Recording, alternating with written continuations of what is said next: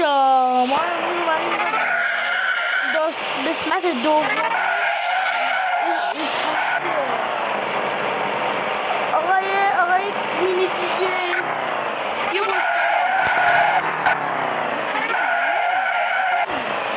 تو برو نه صورت فرجا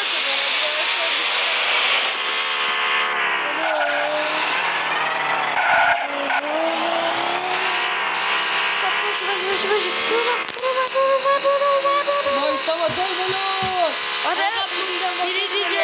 خیلی بودی مینی دیجی از همه خیلی گلتر تویی خیلی داره وایسا ببین بیا توی جاده خاکی بیا ته جاده اینجا درست سوار